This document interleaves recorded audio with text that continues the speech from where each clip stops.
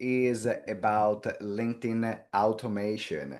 So what I would love to know in the chat, give me number one if you use LinkedIn very frequently. Just wait. Let me give you the numbers.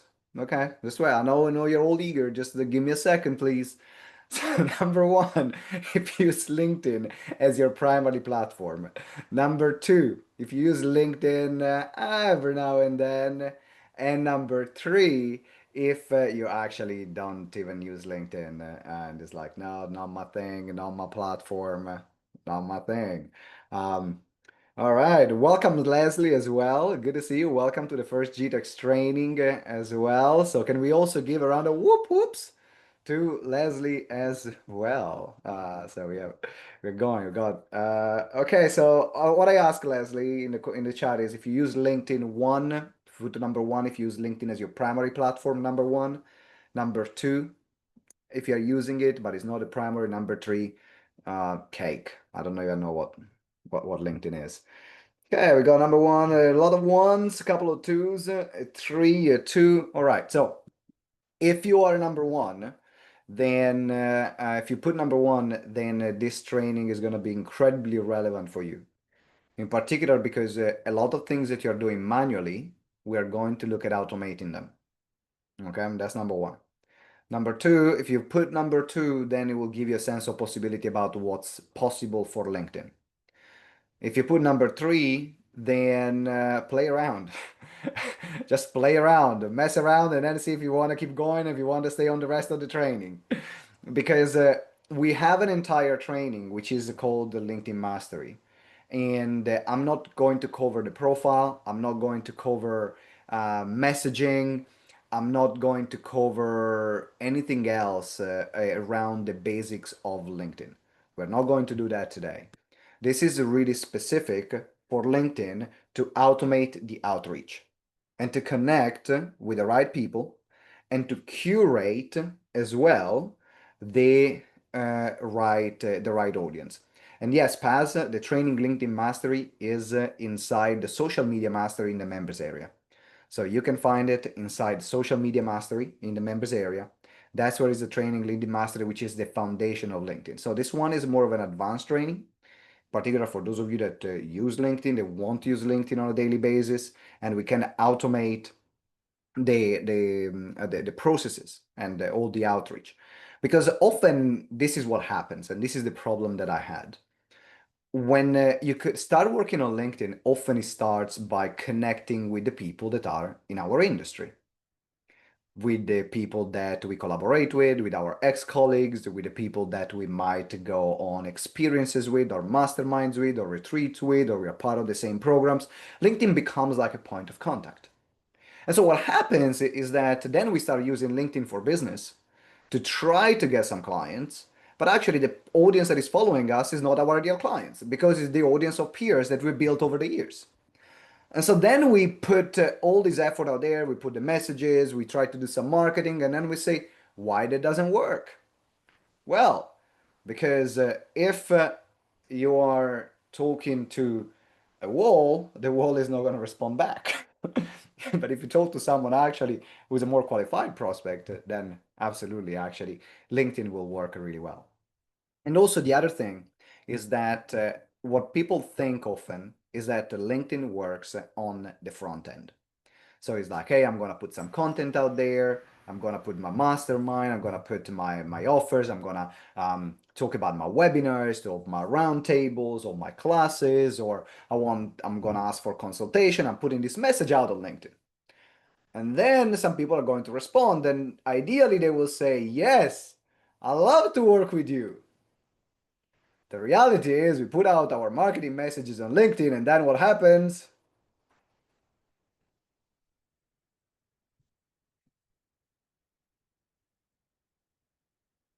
Nothing happens, right? We know that. Crickets, exactly. And so the goal here is to understand that the majority of the LinkedIn gold is really happening in the back end. That's what's happening in the back end. And the connection of today are going to be your client 3 months down the line, 6 months down the line, or people that are going to open doors to your clients. And so that's why the best moment to start was yesterday. Right? That's why the best moment to start. If it's not yesterday because we don't have a time machine, when is the best moment to start? Right now, right today. And that's why we are doing this, right? Because well, the goal here is to curate and be very proactive in curating a audience of LinkedIn and have an exchange of messages in the back end that can lead to business. All right. For proper shade, plant a tree 20 years ago. Exactly, Joanna. Exactly that. So what we're going to do, I'm going to show you a bit more of like some ideas of the platform. And then, fortunately, the platform that I'm going to recommend has a free account. So if you don't want to, you don't need even to pay for the software. If you then decide to use it more, it will make sense to pay for the software. But actually, to start with, you can do enough without paying for it because it gives you one campaign for free. And that's why I also like that piece, because if you decide just to have a campaign running in the background, even without upgrading to the paid one, then you're good. Like you don't need to add that as another expense to your business. Now, I've been using now this particular tool since 2018. That's how I got to more than 20,000 LinkedIn followers. Is a lot of connections that I connected with over the time, and that's how that curated audience growing over time gives me the majority of the business. That's how we fill our webinars now with LinkedIn events, because everyone that is connected, we can invite them to a LinkedIn event that can be a webinar or a roundtable, for example. So this is really an investment that you're making in your audience, and this is an investment that you're making in creating a curated network. Now, I have a question for you though. When you receive an automated message, what's your initial reaction? Right. You, okay? Now, I've not heard anyone saying, thanks God it's Monday morning and someone sent me an automated message. Yay! Said no one ever. Zero. And so the nature of the message is what will make the difference. Because messages from people that we don't know, if they're not relevant, they are annoying. And so there is a difference between annoying people and actually starting a conversation. Uh, Anyone here received a very bad automated LinkedIn message that you would like to share? Something that made you roll your eyes, that made you say, oh, never, I'm not even going to respond to you. I'm going to block you straight away. Anyone had this kind of experience? You can unmute yourself if you had this kind of experience. I did a couple weeks ago. It was like for a capital, a company that's like, oh, we'll connect you with people that can give you capital. And they gave me they put the wrong business name. So clearly they were copying, pasting like the same message and forgot to change the business that they were trying to get business from. So one is like, hey, Johnny, like my name is not Johnny, my name is Leslie. Okay. It's like, it's not, I don't know who's Johnny here. Okay. So that's one. What else? Anyone else had a negative experience receiving a bad LinkedIn automated message, Gary? Yeah, one that I get a lot. They do personalize it, and my name is short, so it's hard to mess up, but it's Dear Gary, and then everything else is identical regardless who's sending it. And it says, my boss asked me to reach out to you because your skill set is ideal for board positions that we'd like to talk with you about. Please reach out. Sincerely, Brian, Pat, uh, X, Y, and Z. There we go. I can see a few people nodding. Michelle, Latonia were nodding, Eddie were nodding. Did you receive the same message? Right, right. Okay, we can see that going around. Thank you, Gary. Sean, how about yours? Mine says, we're really into sustainability and we'd like to know what your business is doing about sustainability. It's like, yeah, you can read. It's like, Did you read my profile? Did you Like, did do you you know even who I check? am? Yeah, okay. I love the one from Lisa. Do you want to mute yourself and say, Lisa? Yeah, I think you guys know that I'm British, but I live in the Netherlands, and a lot of people, a lot of outreach companies just spam everybody, and of course I get a lot in Dutch. So they haven't even looked on my profile to understand that my profile is in English and not in Dutch. And yeah, so that's super frustrating. So it's a straight ignore when that happens. All right, cool. Thank you very much. So we already have seen some of the things that can happen with automated messages. And the first thing to make peace with is that you are going to annoy some people, and that's okay. It's part of actually the process. Because when you're going to market at scale, or when you're going to send messages at scale, you cannot hit, you cannot personalize. And the reason why a lot of people don't do it one by one, and that's why people don't do it, because the ideal will be let's check an individual person and send them a curated message one by one. Who here has the time to do that? Not me, right? And so what's going to happen is that when you're going to send messages at scale, you're going to annoy some people and you're going to mess up. It's part of the process. What you're looking for is to start a conversation only with people that respond to you. And so it's really important to filter and have the mindset of I'm going to win on this to find the message that is going to create the best responses. And at the same time, to only focus on the people that positively respond to me. Because you cannot control how people are going to respond to an automated message. Right? Of course, the nature of the message will be important. And in fact, the goal of automation, this is the first lesson I want to give you. The goal of automation is that the real role of automation is to start a conversation in an automated way, right? One of the reasons why automated messages don't work is because they're based on assumptions. Hey, I've got this webinar that I'd love to invite you to. Here is the link. Sign up now. It's gonna be the best thing you will ever watch. Yay! Right? You have this kind of message like you don't even know if I like that topic. How can you invite me to that type of webinar? So what really works with cold messages is a message that is not based in assumptions, that ask a question. Say, hey, I've got this. Is it something relevant for you? Like, I don't know. Let me know if it's not. I'm happy either way. I just want to check if it was relevant for you. Because what I want to start is to use automation to start a conversation and then pick it up manually. That's the goal. Automation to start, manual to go, to keep going. Because the initial message needs to be something quite general that we are going to see anyway. I'm going to give you some examples, and you will have some examples on setting up the campaigns. And I'm now going to show you here. I'm just going to give you a quick look before you're going to create your account, because I'm going to ask you to create your account.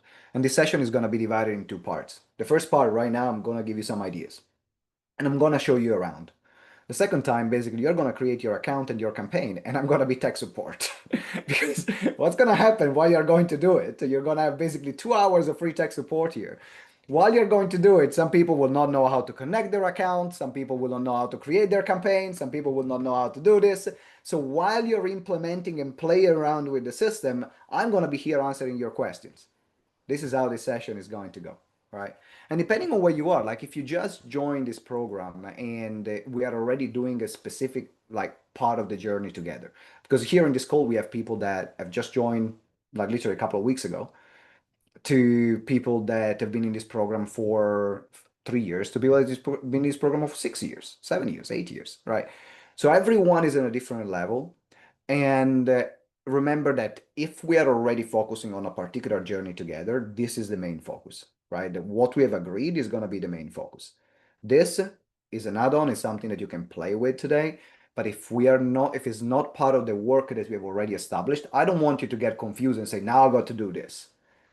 You can stay here, you can play, or you can catch it later. But our priority is what really counts. So that's in particular for everyone that is just starting with GTeX. Now, this system has we can do a few different things, but the reason why I absolutely love it is because when you get the right message and you create the right campaign, you will stumble across some winners and some losers in terms of campaigns. What I love about this software is that anything that you normally can do manually with LinkedIn, you can do it in an automated way. You can follow someone's profile, you can check someone's profile, you can message someone's profile, you can ask them a connection request, you can send them a message. All these things, they're going to be done in an automated way. So anything that you can do on a personal level can be done in an automated way. Now, if I want to show you some things, these are, for example, some campaigns that I've been running, just to also give you an idea about, just so to give you an idea about what's possible. And if you're asking, can a VA do that? Once you set it up, absolutely. You have the instructions. Wang, for example, takes over a lot of the messaging now that we have templates. So the goal is to create templates for conversation, is to have the conversation starting. You start a campaign. You can start monitoring it. My recommendation is for you to answer first, and then you can train someone else to do it. But for example, Wang, I've got Wang and Michaela, which is another person who helps me with LinkedIn, and they take over all my LinkedIn conversations really. And I've got probably about 50 conversations a day that are going on, and I'm not even going on LinkedIn.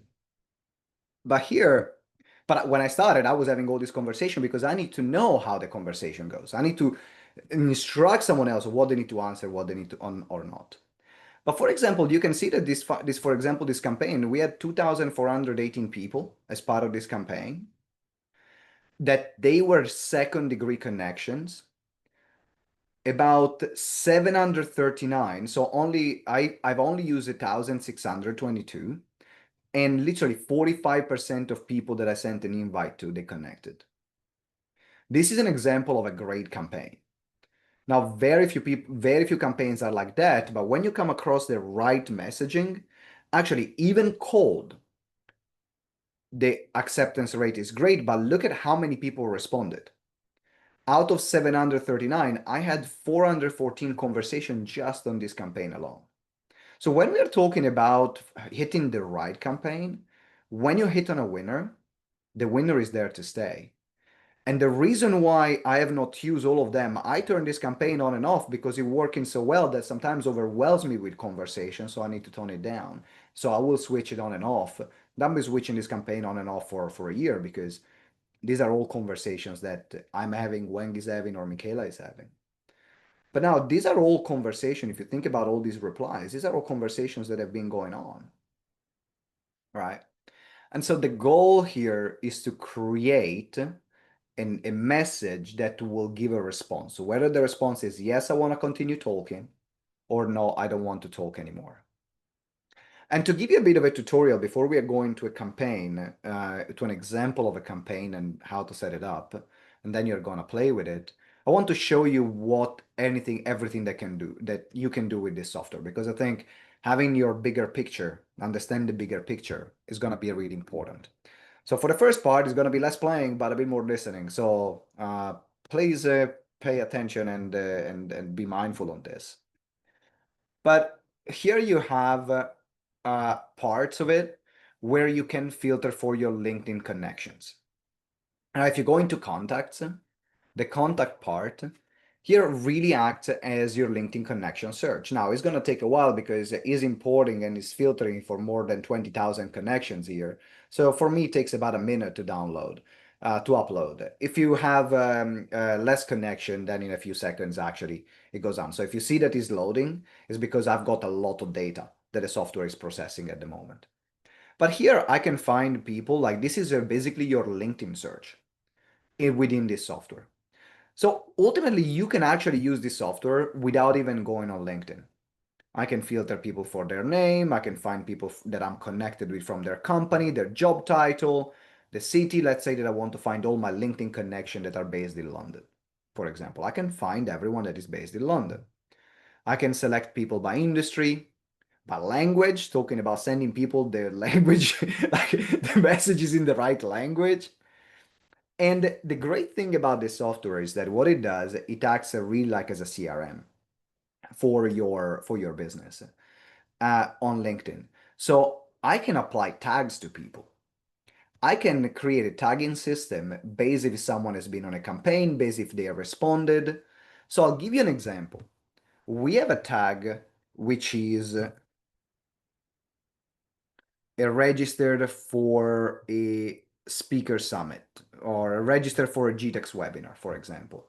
I can click this tag and I can see everyone that has registered for a GTeX webinar that has been tagged here. So I've got 311 people that have registered for a webinar, and I can filter them all from this tag based on the actions that they've taken. And so now I'm not only using LinkedIn to search and find the right people, but based on the conversations I'm having with people, I can tag them like I will tag on a database, like I will tag on a CRM, like I will tag on a system. So if I want to see, for example, everyone that we have a campaign about the collaboration hub. If I want to see everyone that attended one of our networking meeting called the Collaboration Hub, I don't need to go through a lot of it. I can go here on LinkedIn and I can press search. And I can see that those 27 people have attended this particular meeting called the Collaboration Hub. The other thing that I love is that it gives me all the data of that person in one place. So I can see when I've been connected with them. I can see their emails. If they have their phone number, I can see their phone number. I can apply tags if I have tags. And so here in the contact parts, that's where I can see the connections that I have. Then the other thing that I have is the campaign, which we are going to spend some time later. I'm going to show you the example of a campaign, and I'm going to show you the basics of a campaign. Because of course, I'm not a master, like this is not my software, so we have 3 hours together. I want you to set this up. I'm not going to train to everything that you can do, but I'm going to train you in the most important thing that you can do. Everything else, you can watch the tutorial, contact the support team. This is not my software, it's not my business. So if you have other questions about the software, you contact the support team, not me. Let it be clear. But I want to train you in how to use it in a simpler way. So we're going to look at the campaign later. The other thing that I love is the inbox. Now, this is literally your LinkedIn inbox. So instead of sending messages from LinkedIn, for example, and messaging people from LinkedIn, I'm actually messaging people from here, because then I can tag them. Let's say that I have a conversation with someone that can be a potential client. I can tag them as this person is a potential client. I can write a note about the conversation that we had. So for example, these are conversations that I'm not having, is Michaela having this conversation with me at the moment from the people that have attended the webinar that I've done on Wednesday. So we had a LinkedIn campaign for them, and then Michaela is sending these messages. And you can see that I have already some positive interaction from this. This is actually a very positive message from it. And so instead of looking at the LinkedIn inbox, what I'm looking for is this inbox. And so let's say that I want to, here we can see that Felicia has registered for a GTeX webinar. And Felicia has registered for the webinar on the 30th of July on selling one to many. The tag is there now. So if I want to reconnect with everyone who registered for a particular webinar, I can see, and I can go back for using the tagging system in the contacts. So that's how I can use the inbox. Now, the other thing that I can use on the inbox, and I can see that I'm not looking at the chat, by the way, so if you're writing something in the chat right now, I cannot see what you're writing, and I'm going to answer some of your questions later. So after I finish this tutorial, I'm going to look at the chat and answer some of your questions. I can also look at the messages that are unread. I can also look at some messages that are tagged, in particular, if I tag a particular person or tag a particular message. But the other thing that is really interesting in the inbox is replies. This is where I really love this software. Because what's going to happen if you have a campaign going on that sends 400 messages, for example, or even that sends 20 messages, you want to be able to distinguish what are the normal traditional LinkedIn conversation that you're having with the conversations that you have when you are that are part of a campaign. So if you click replies here on the inbox and you have replies, The replies are only the messages, the responses that people send as part of a campaign. So I can see here now that I'm going in replies. These are all conversations. Like you can see that I've got more than 3,884 conversations. And those conversations over the years, they didn't happen in one day, right? I've been using this since 2019 or 2018. But these 3,000 conversations, they only happened as a result of an automated campaign. So this is how you can distinguish the replies from an inbox and the replies, like the normal conversation from your inbox, and only the ones that are coming from a campaign. So that becomes easier for you also to filter and use these conversations. Now, also what you can do, you can also schedule LinkedIn posts here. It is a social media scheduler, so if you want, you can use it for that. I'm personally not using it as a social media scheduler, so if you already have a social media scheduler, you don't need to use it. But this does also social media scheduling. Now, I'm going to go into, before I go into the campaign, because the campaign is the part that I'm going to spend most of the time, I'd love to know if now any of you has any question or you have something that you would like to understand before I show you the campaign. Anyone has any question? I can see, Shan, you have a couple, so we can start with you. Do you want me to read them? You can ask them. So if they register for your webinar and they register via a CRM system like GetSavvy, then how does it track that they registered for a webinar in Alfred?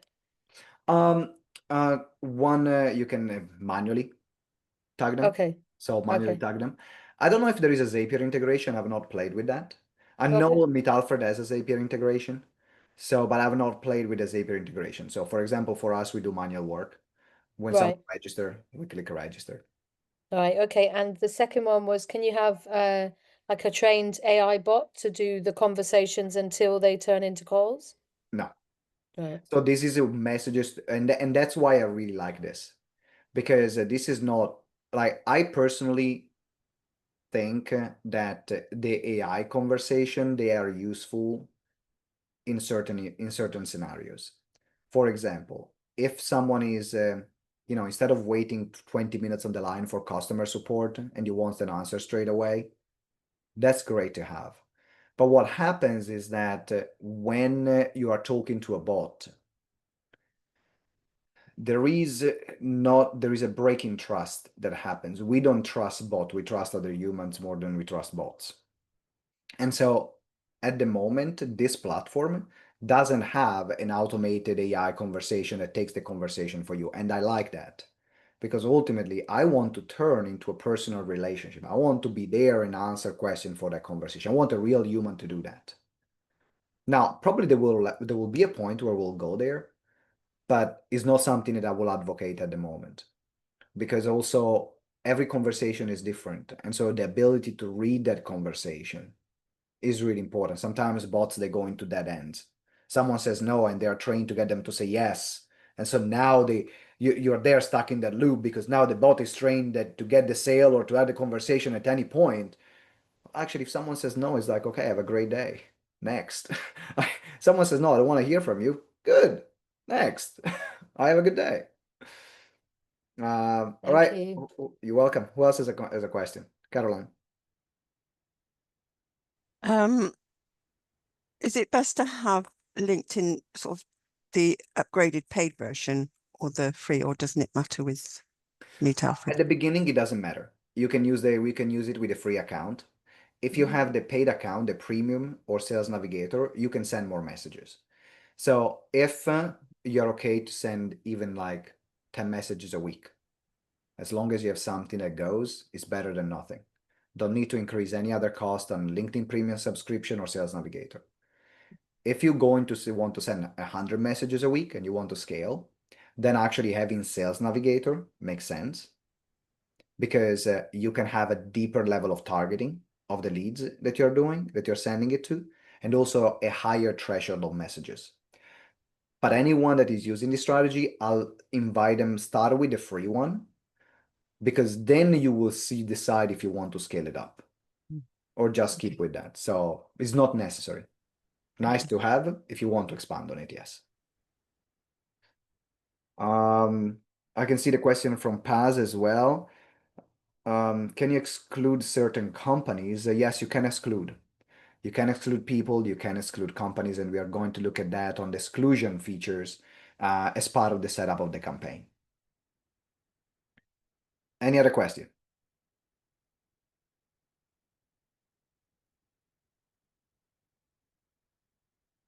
All right. So what we're going to do, we're going to break it up a bit, and you're going to create your account. So here on your Padlet, I hope that you have that Padlet open, or Wang, if you can please put the Padlet link again in the chat. You can see that the first link that you have is Meet Alfred LinkedIn Software. That's my own affiliate link that you have. So if in case you decide to upgrade to the paid account, I'm gonna get a kickback, I think at 10%. And then there is a code that I've negotiated with them. So this is an exclusive deal that I have with them because after using it for many years, I have a deal now with the founders that if you use this code GTeX 15, you get 15% off on the upgraded paid plans.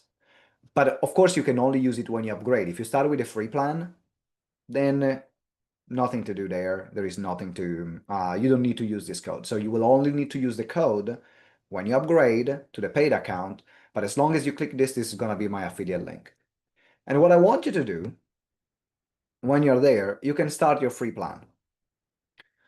You can start your free plan and register. This is what I want you to do. Now, when you're doing that, there is something really important that I need you to listen to very carefully, please. Very carefully. When you're creating your free plan, you're going to put your email address, you're going to create your free account. There is going to be a next step after that it will tell you connect your LinkedIn account. If you have this automated password generator like LastPass or something like that will automatically put the password in. If you have already created your Meet Alfred password, in that step, it will pre-populate your Meet Alfred password, but it's not the one that you need. You will need your LinkedIn password there, right? So just in case when you create your account and you click your LinkedIn profile, it will automatically fill it up if you have an automated filler. But remember that that's the Meet Alfred password. You need to really recopy and paste the LinkedIn password that you need. That's the only thing that you would need to be aware of. So I'm going to give you a couple of minutes, like a few minutes here. And I want you to create your free account and connect your LinkedIn profile. Once you've done it, then you can press done. You can let me know and put done in the chat. Raha. Yes. Hi, Simone. Just I want to be certain. You said that we can have the free account and we will still be able to do one session per whatever. One campaign. Okay, one campaign. So there'll be no payment because I wasn't sure how much I want to commit to doing this. Yeah, but that's why I've done it. I decided to do this session because there was a paid one. Like I didn't want to force anyone. You can see that here you have the free account. Yeah. And it doesn't even have a limit. Okay, So it's not that you have a time limit. You have one active campaign. You can use all the LinkedIn automation. You can use the CRM. You can use the LinkedIn inbox. You can save templates. You can do custom tags. So actually, even in the free plan is incredible. And before, until 4 months ago, they didn't have the free plan. It will start with a 14-day free trial. But now they put the free one with at least one campaign. Okay, great. Thank you so much. You're welcome.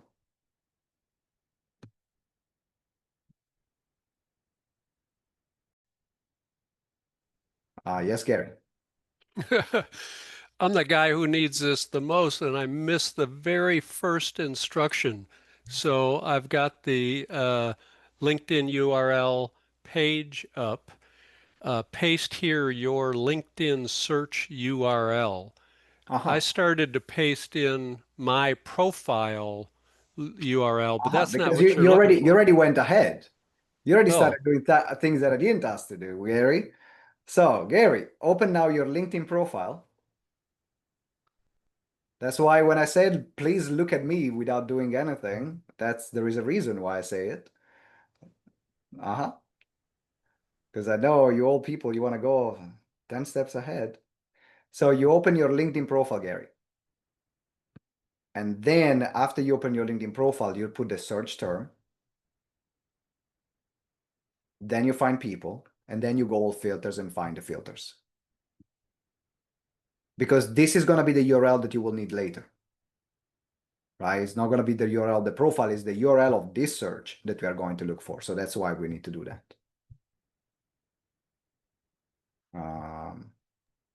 Yes, Caroline? It's us. I've got oh bother.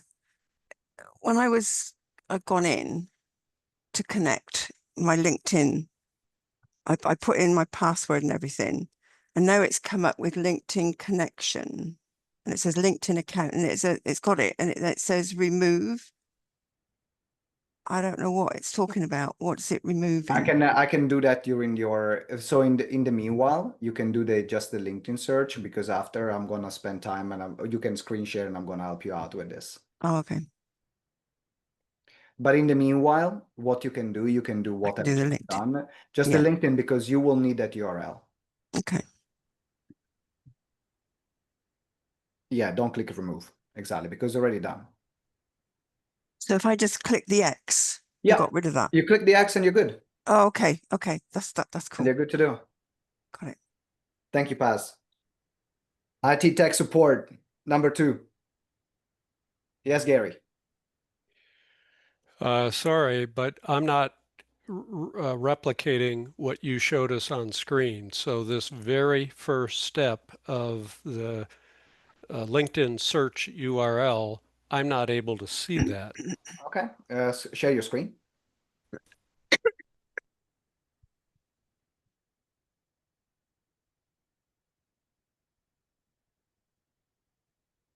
Okay, you're on LinkedIn. What's you're going to search? What's the job title that you're looking for?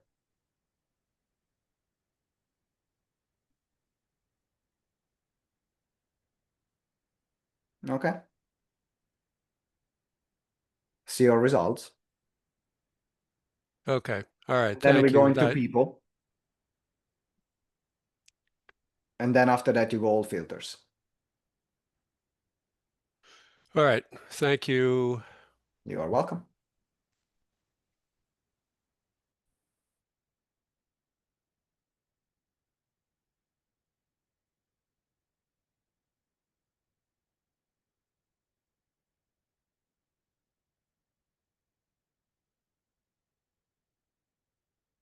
I'm kind of going the route of ideal client for speaking, because I'm not sure how I would search for people that would come and directly do grief recovery work or the heart math work. Should I? So in this case, this is a great conversation. If you're doing something that you don't know if that person is the exact person, I think actually finding people that are meeting planners, event organizers, because where you could go and speak at that conference, like you put like mental health conferences, for example, or something like this, that will be useful.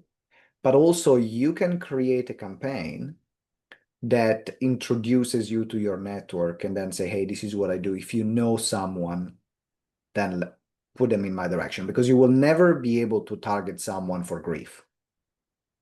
Hey, do you have a loss? It's like, Hey, are you anxious? hey, are you depressed? Exactly. Are you depressed? You need some help? Creepy, right? So you will never be able, like in sensitive topics. I have someone, like another client that is a cancer specialist. Hey, do you have cancer? Or another client is a fertility specialist. Hey, you struggle having kids? I'm like, if I am, I'm not going to tell you. So, right? And in sensitive topics, then is about going on the outscore, or for you in this case, like finding event organizer, meeting planners, where you could find speaking engagement. That would be really good. Okay, yeah, I started with HR. Should I HRD, expand yeah.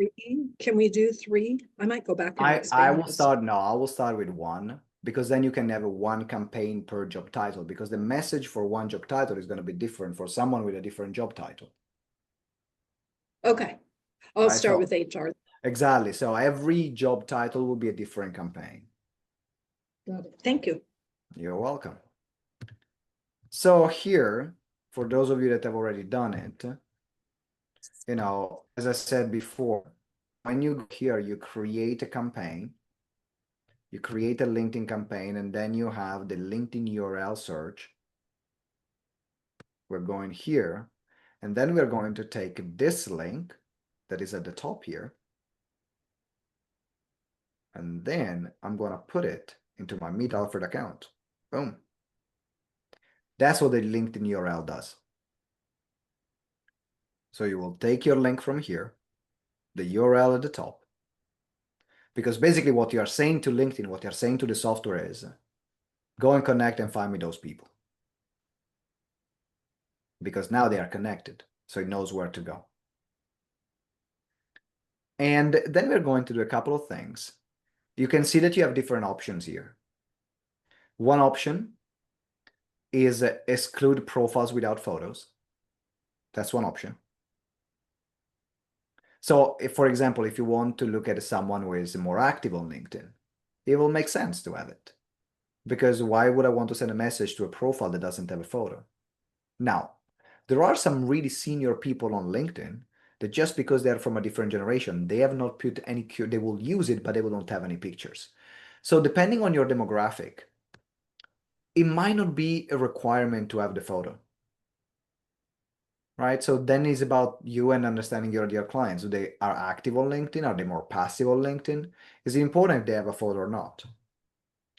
Also, there is an option to exclude your first degree connections. Well, you're already targeting your second degree connections. So it's already excluded it in the first place. So I don't need to toggle that. I don't want to only target previous users only, because there is no need for that. And at this stage, this is going to be really useful for the future. Every time someone has been already in a previous campaign in the past, they will automatically be excluded from future campaigns. This is because the system doesn't want to send a lot of messages to the same people. But for example, if you want to reintroduce someone else, let's say that now you're 5 campaigns in, and you want to reintroduce someone else that has been part of another campaign in the past, putting this one makes sense. Adding this one really makes sense. But at the moment, not necessary is our first campaign. So what we're going to do, leave them all red, and then we're going to continue. And then at that point, you will have 2 options. Build the sequence manually or template library. You don't have a template, so we're going to build your sequence manually. And then you're going to start from there.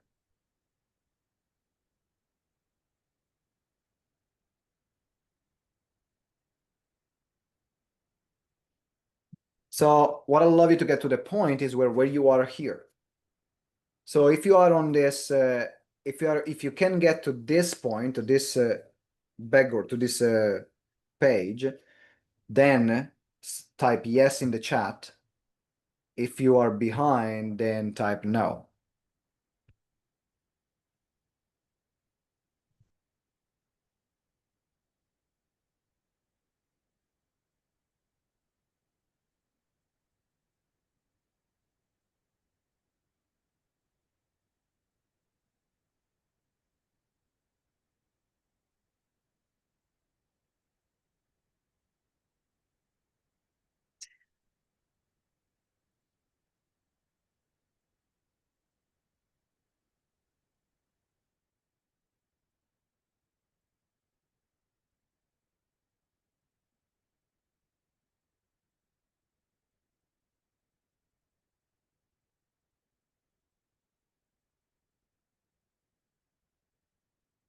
Alrighty.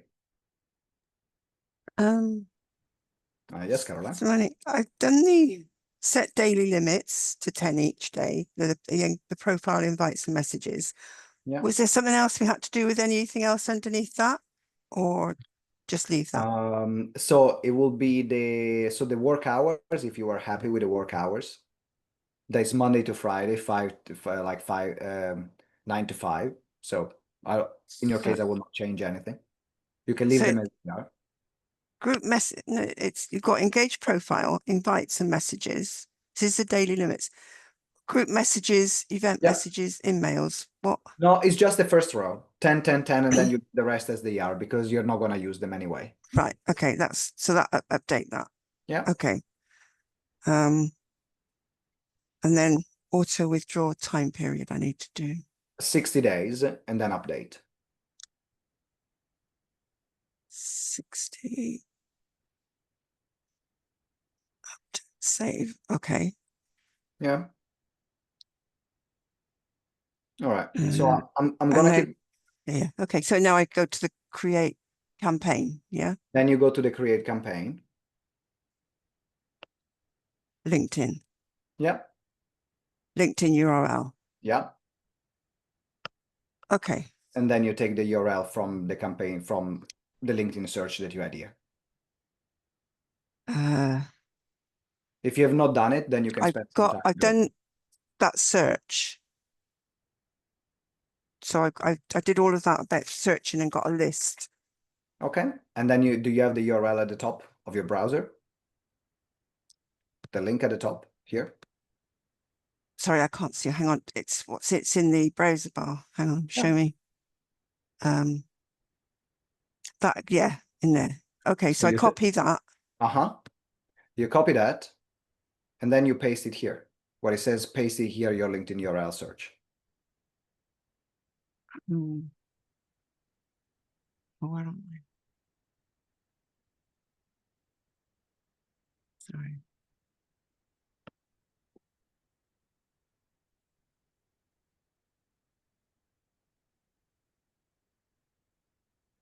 Okay, so I gotta move on now. So Okay. now, Caroline, what you need to do is basically you take this link, and then you put it into paste it here on your LinkedIn URL search, and then you press continue. Got it. Yeah. Continue. Yes. All right. All right. Yes. Awesome. And then I've got build sequence manually or And template. then you click a build sequence manually. Got it. And now we are on the same page. Yay! Great job. Fabulous. So what we're going to do now is to move on to the next part. And here you can see that you have different options. I want to start a sequence. And at the beginning, I always want to start a sequence engaging with a profile. So the first thing I'm going to do is engage with a profile. Because you have different options. Engage with a profile, invite to attend an event. That's in case you have a LinkedIn event, you want to send automated invites. Send a connection request or send a LinkedIn message. Now remember the psychology of this campaign and how a human would normally behave. What does it mean? It's like, before I connect with you, I actually need to visit your profile. Otherwise, I cannot connect with you, right?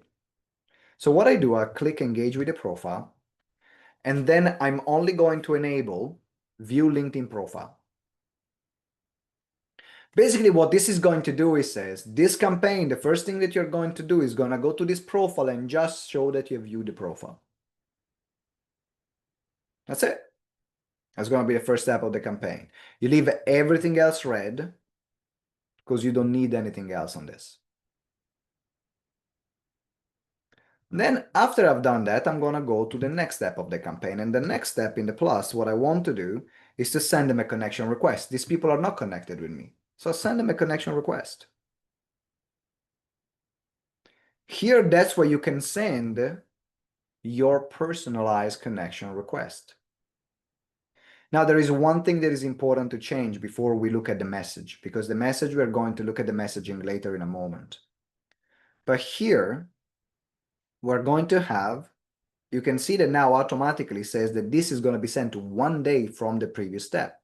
We don't want that. We don't want to wait 1 day from someone visiting the profile and then with the campaign to wait another day to send them a message. No, we don't want to do that. We click here and we move from day to hour. So now becomes 1 hour from the previous step. Because that means it's going to view the campaign and then it's going to send a message for after 1 hour, a connection request. Now, here's what's going to be interesting. Some great campaigns have zero message in the connection request. I've done a lot of testing on this. And if you have a connection request that can be quite specific because of the industry or because you are able to connect with them in a certain way, then actually having a connection request can help. But even if you send a connection request with no message, we'll often get about a 20 to 30% acceptance rate. And sometimes an initial message can be more off-putting than no message at all. Now, you can decide if you want to test. When I do different campaigns, I often test two different campaigns where one has no message at the connection request and another one actually has a message on the connection request. Let's say that you want to add a message. What we're going to do is to personalize it. You can personalize. So say, hi, you can see you have personalized it here. Hi, first name. We have some great connections in common. Blah, blah, blah. Let's connect. Now, this is a very lame message. In fact, I have a template for connection messages. I'm going to show you the template later. But what I want is to just set up the campaign and then we can go back and put the messages later. All right, so I just want you to set up the frame of the campaign and then you will have time actually to populate it with the message. And we're going to go in a break in about 7-8 minutes. For those of you desperate for a break. Hey, Simone, for those that do not have premium, of course, LinkedIn is only going to give you so many opportunities to send a LinkedIn request Yeah. with the message. It's like 5 or 10 a month. It's not many. Correct. So got to keep that in mind for those Exactly. That's exactly a great point. Thank you, Eddie.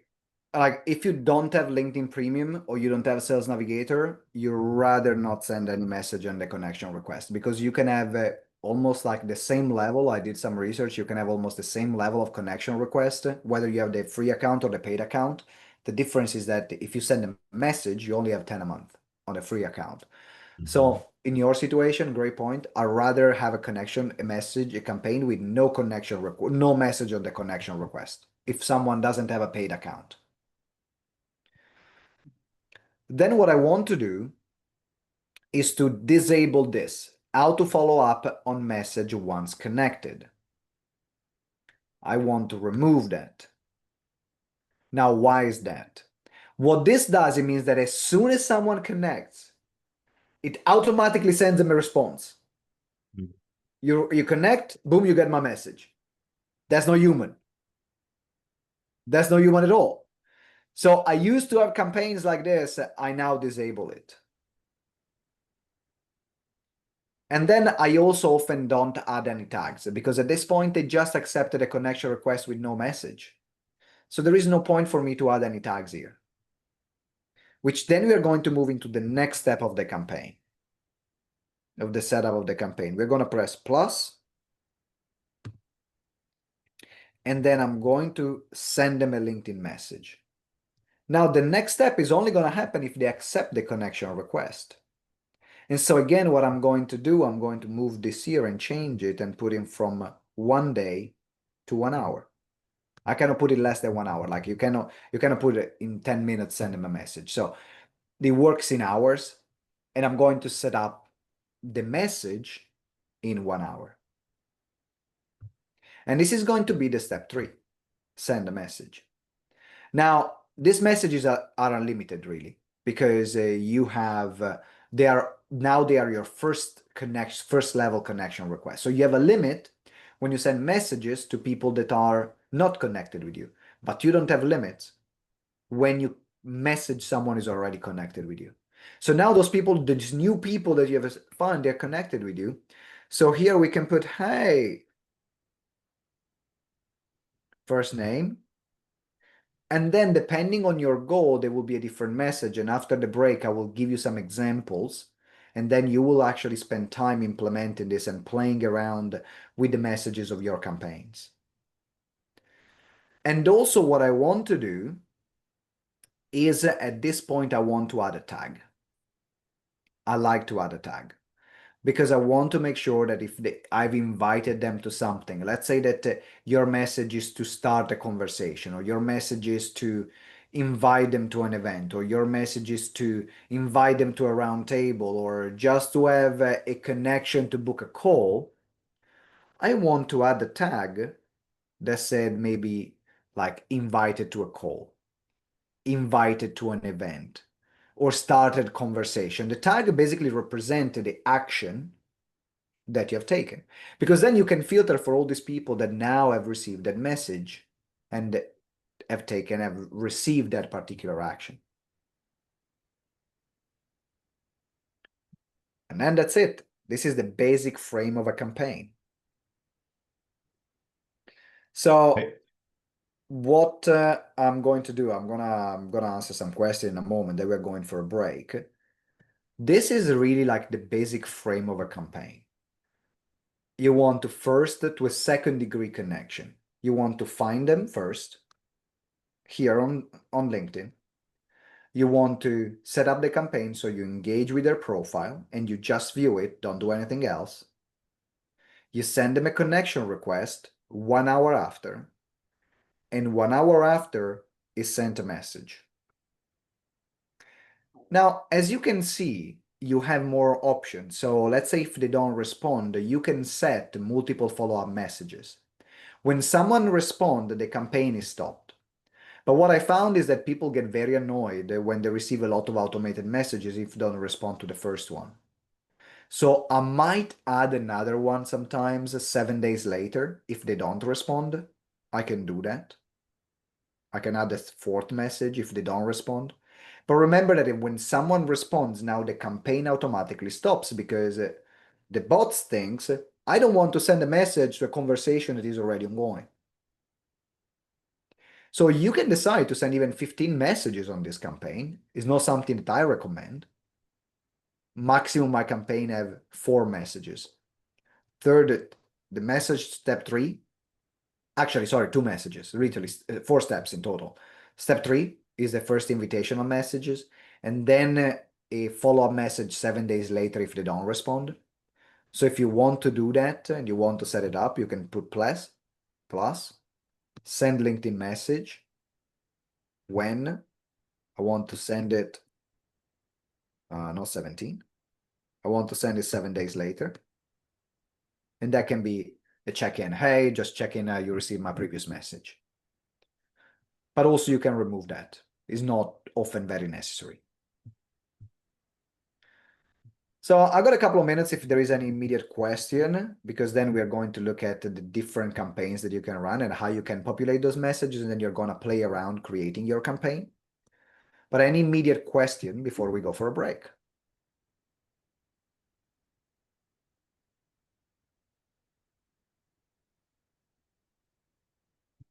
You can raise your virtual hand, unmute yourself. Hi.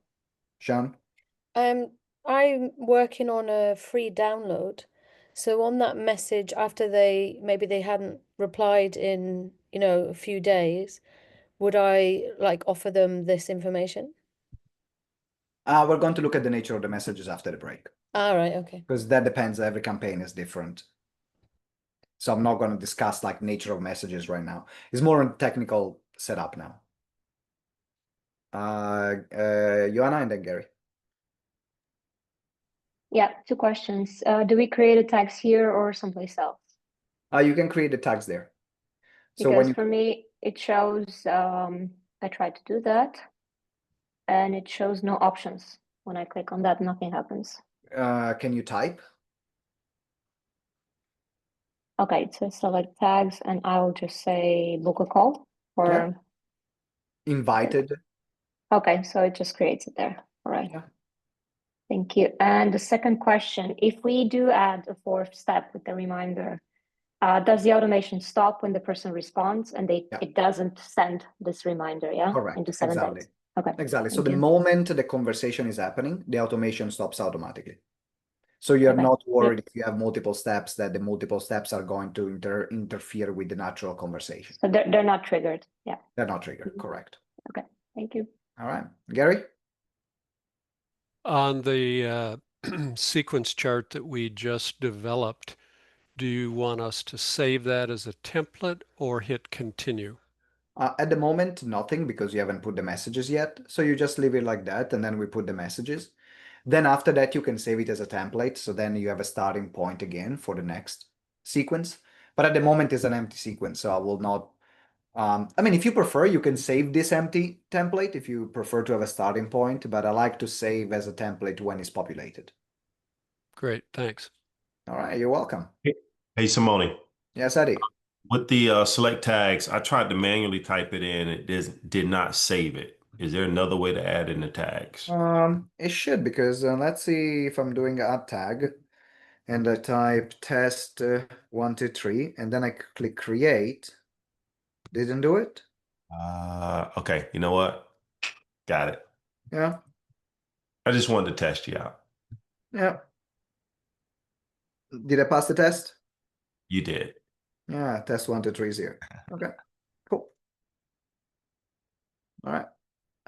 Let's go with Michelle. I'm wondering if you would put that in order to get the first name. Can you put that in the chat so I can just copy and paste that? It's a double paren and a. You can get it from here. Personalize.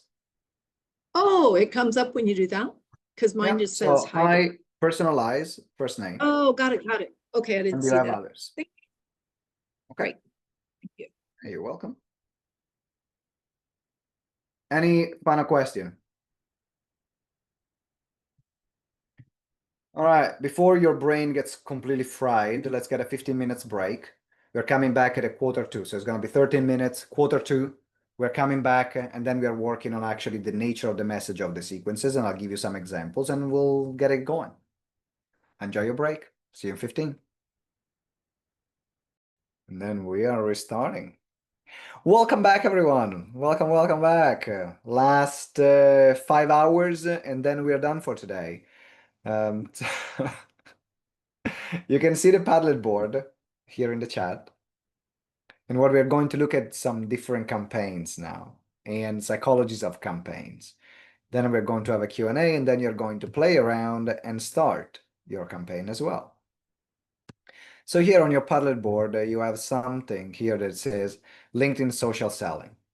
Now, anyone that was interested also in the course of LinkedIn Mastery or wants to go back to that, or maybe you have not attended it, I've also put here the link of the worksheet of LinkedIn Mastery that we did earlier this year, but we're not going to focus on that. That was just an extra resource that I put.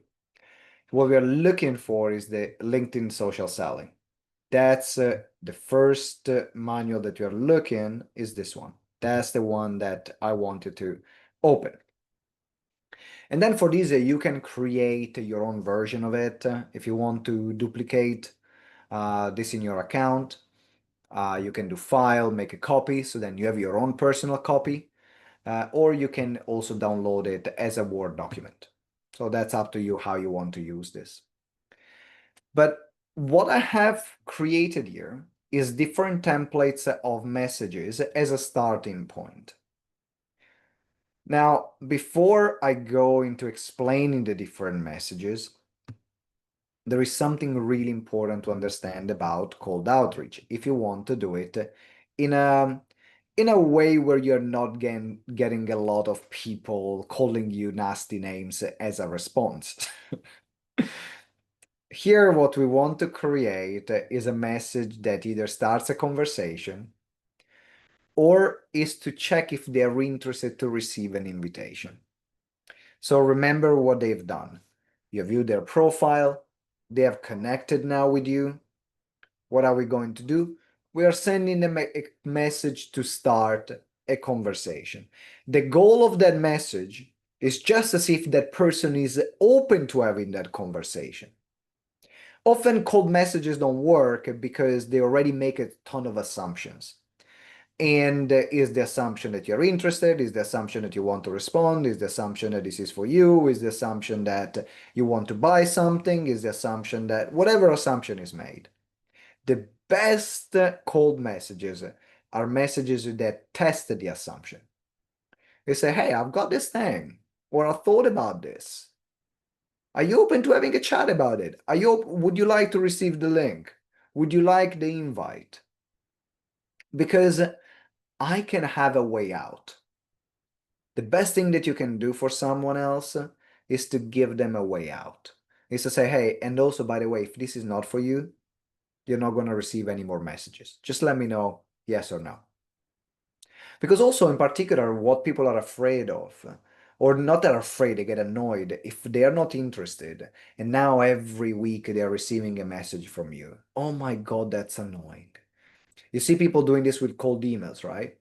You ignore them, and then every 3 days, now there is another message. Hey, I want to check in if you've seen my previous message.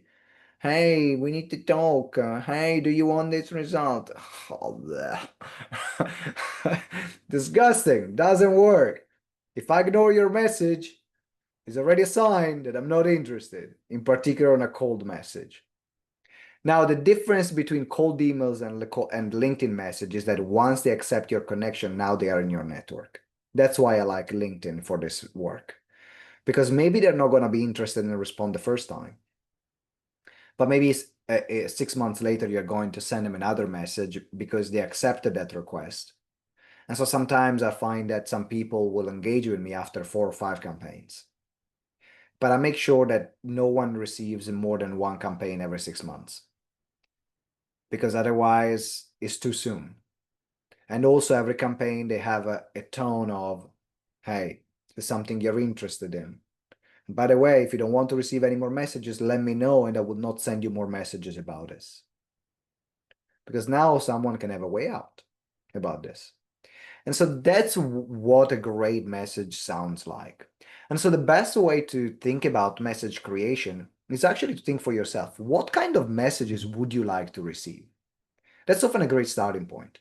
If someone had to contact you, what tone would you respond to? What type of message would you accept? What type of message will make you say, yes, I'm interested, I'm intrigued? If you start from that point of view, you're going to create a message that actually is going to have a much better response rate. Now, remember that if you're thinking about personalization, you are still doing mass outreach. So you might have a pool of 2,000 people. So there is a very limited level of personalization. That's why targeting and filtering makes more sense. For example, let's say that you said you looked at everyone that is based in Amsterdam. You have something in common. The commonality is Amsterdam. That's why micro-targeting works really well. I don't want often to find people over the United Kingdom. All right, find a campaign in London, because now we have something in common. Hey, we're both based in London. I saw your profile and I thought about this. There is something in common. Or, hey, we both went to this school. If you want to find everyone that went to your previous school, there is an option in the filtering that you can select in other campaign. Hey, I reached out, I found out we all came on this school. I love to connect. Now there is something that makes me say yes. Or for example, hey, we're both in the speaking industry. I love to connect. We're both in the event industry. I love to connect. That's in case we are doing a connection request. But even if we want to invite them to something, for example, let's say that you have a free giveaway or you want to invite them to a roundtable or to a webinar. Say, hey, I decided to connect and I was wondering if you were interested on this topic. Let me know if you are, because I'm running a free training on that, but if you're not, just let me know either way, and I'm not going to send you any more message about this. What we want to find, this is the principle around it. What is something that is going to be easy for someone to say yes to? Because even if I have a second level connection, I want to invite someone to a webinar, if I don't know you, very unlikely I'm going to attend. So what message can you create? Do you have maybe a resource that could be relevant for them? Would you have maybe creating a networking event or a roundtable? There are different ways of doing that, but what is that thing that you already have that could be an easier yes. That's what I want you to think about. And it will be different for everyone. Now, I'll give you an example of my best campaign that we have ever run. The best campaign that we ever run is to invite people to a networking event. Why is that? Why do you think if I invite people to a networking event, that campaign gave a great results? Yes, low pressure. No, you're not there to buy or sell, or you could just show up and see what's happening. Exactly. There is something in it for them. They get one-to-one time with you. They get to know you personally. They get to know me. Yeah, Lisa said that there is something in it for them. Absolutely. Like a networking event is a concept that I can be interested in, even if I don't know you. Like attending a presentation from you or inviting to a webinar, I got to know something about you to attend that presentation often. But if you say, hey, I'm running this networking event and I'm bringing together people in this industry, it's safe for me to say yes. Because there is something that I want, this connection with people in my industry. So actually one of the best strategies at scale, and this is also your choice if you want to implement it in your business or not, is to run even like a networking event that will have your ideal clients part of it. You say, hey, we're running a networking event for people that are changing their career. And also it doesn't have to be every single month. It can be quarterly, it can be twice a month, twice a year. So don't feel that you need to have something that adds to your monthly schedule, if you want to go down that route. Another one is roundtable. Hey, we are creating a roundtable discussion on this topic. We'd love you to be part of it. It's safe for me to say yes. I'm interested. So now these are also things that not everyone will want to do, because also it requires organization. It requires adding another piece to your business, which is a networking event, which is a roundtable. So if that feels too much for you, you can scrap that. I'm telling you which one has been the campaign that gave me from 0, I don't know you, the most amount of responses. And why is that? So the campaign that I showed you was actually an invitation to a free networking event, because it's safe to say yes. So now the question, the principle is, what is that you have, an invitation that you have where it becomes safer for someone to say yes to? And that's what you need to play around with. So what I'm going to do now is show you these templates, and then you're going to go into breakout rooms. You're going to be working in pairs, because then you're going to help each other create that message. Brainstorm. Hey, what do you think about this? What message can I do? Do you like it? So you can collaborate with that. So you're going to spend I'm going to show you this. You're going to spend about 30 minutes, 20, 30 minutes about 30 minutes in your breakout rooms. Set it up, come back, and then we are going to wrap up and start the campaign. So here I gave you different messages. So message 1, if you're not connected, this is something that we can skip because we decided that we're not sending any message on the first connection. Like the connection message is empty. Also, this campaign is a campaign that we are setting up for second level connections. So we can skip the message 2, because message 2, if you already have an existing relationship, so this is an example of something that you can set up for a first level connection campaign. If you don't have an existing relationship or are not potential clients, this is a good one to use, this message 2 here. If you don't have an existing relationship or not potential clients, this is just, hey, I'm reaching out because we are in similar industries. I'd love to get to know each other better and see if there are any opportunities for collaboration. Are you up for it? Of course, you can put it in your tone, in your voice. But this is an example of a campaign that you can test. This is an example if you want to promote a training or a LinkedIn event or a networking event that you have. There is a template for that. Let's say that you have a free newsletter or free resources. There is a template for that. And then this is basically on message 2. These are some examples, other than exclude if you already have an existing relationship, because you can use this if you create a campaign with people that are first level connection, but that's not a campaign we are creating right now. So you can look at message 2. they want to invite them to a call, if you want to promote a training or a webinar or a LinkedIn event, if you want to promote a free resources or a newsletter. But also these are templates that I started. Like you might not like this template, it might not be your style. And so that's why I want to send you in a breakout room, because the principle is more important than the template. The principle is, what is a message that I can send where someone will feel safe to say yes, where it doesn't feel the pressure. I don't have the pressure to buy something. I don't feel the pressure, because here you are building a connection and you're seeing where they are. You're just a message to test the water if you're interested in that concept or in that topic. And then here is what to say if they respond. And then here the message for it will be like a follow-up message, an example of the follow-up message. This could be like the automated follow-up message that you can send. So these are the examples at a starting point. And what I'm going to do now is, now that you have that as an idea, I'm going to start selecting some of the breakout rooms. And then you're going to be working in pairs, helping each other out. And say, okay, how can you support each other? What kind of message you can send? I can send this message. You can send this message. You critique each other's message. The principle is, does it feel is an easy message to respond to? That's the principle. It's safe to say yes. That's the real principle. Before I send you in the breakout rooms, does anyone have any particular question on this? Anyone have a particular question on messaging, what we are doing, what's going to be required to do?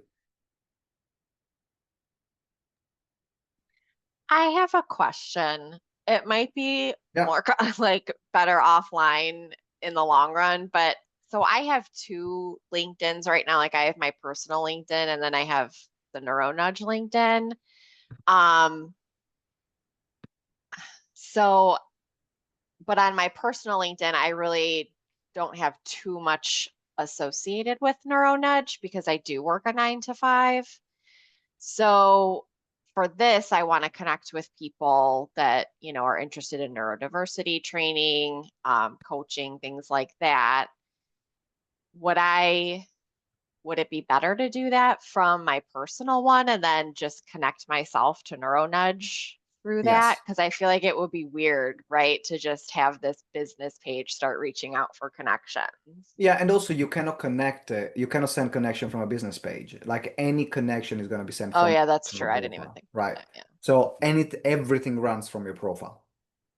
Okay. Yeah. Okay. All right, Gary. Simone, you know of my well-developed tendency to worry about things out ahead of the likelihood of them happening. So under that category, here's one thing.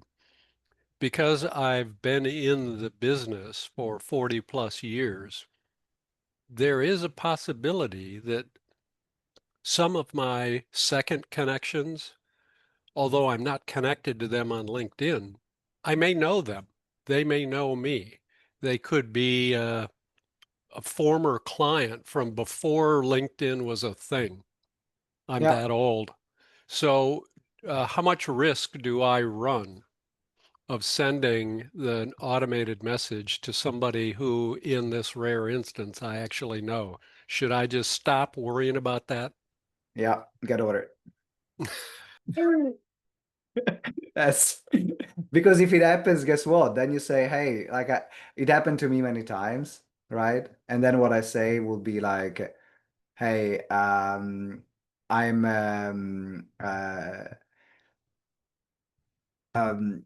so it is an automated message, or I said, or is my assistant sending messages? It's great to reconnect, by the way, how you doing? Change the conversation has never been a problem. Like I had sometimes sending automated messages to people that I know because also first level connection. And they say, hey, but we talked yesterday on a call. And I'm like, yes, it's an automated message I sent, so please ignore it. How you doing? Like, how's your day been? So it's not a problem at all. Not at all. Okay, let me change this. I need to this pause, and then I'm going to open. All right. So I'm going to open the breakout rooms. Have fun. I don't know for everyone that has their camera off. I don't know if you're active or not. So everyone that has the camera off, they will be in a room together. And everyone that has, apart from Iva, because I see you. Yeah, I see you apart from you. But basically, Peter, Olivia, Paz, and Pamela, you're going to be in a room together. And then, so if you want to interact, you can interact. Otherwise, you're going to be in the same room. And then we have everyone else is paired up, so you can work with each other. You're going to have 30 minutes in your breakout rooms. So in 30 minutes, then we're coming back, and then you can play around with your campaign. You can help each other. And if you finish, for example, before 30 minutes, right? I'd say that in 15 minutes, you've done both messages. Create messages for future campaigns. Play around with other messages, what the next campaign could be. Even if you're not starting it straight away, you can set it up. Like you can set up future campaigns. Okay, I'll see you in 30. Ciao.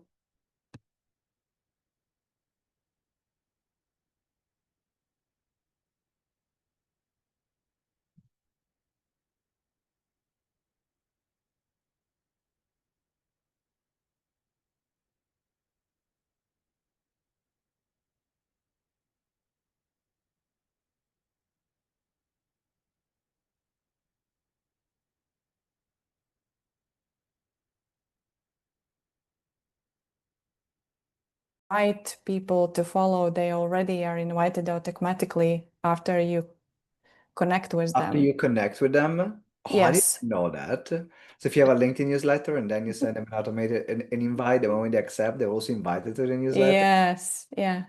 That's Save the cool. image. Yeah. You put the image for me in, I don't know, oh, it doesn't follow from the breakout room, does it? I'll find the image and Okay. send that. Yeah. All right, that's good. So we got the last 25 minutes here together. What I'd love to know is either answer some questions or I'd love to have some ideas of what kind of message have you decided to create? What kind of message have you decided to send? Who wants to start? Shan, let's go with you. Yeah, Gary just hit it out the park. Basically, I used AI as I like to do and wrote a message, and it was very AI. And Gary was pointed out that he'd seen me on a couple calls, and it didn't sound like me. Like I sound much more upbeat. And so I went back to AI and I was like, "What? Where's my personality, man? You've lost my personality. Like, put it in there." And so after that, the next message, like both of us were just smiling. You know, I felt comfortable, my shoulder, my whole posture changed, and I was like, "That's the message, not the What's the one message before." then? Oh, you want me to read it? Of course, Okay, you cannot Simone. tease me like that. You've just connected with me, right? So I said just popping in with something a bit different. Every month, Dr. James and I open up our virtual office doors for no pressure, ask us anything session, all about small business owners snagging practical sustainability wins and real cost savings. Got any questions about where to start? Want to know how others are saving on operational costs? Or maybe you have a good tip or two to share with us.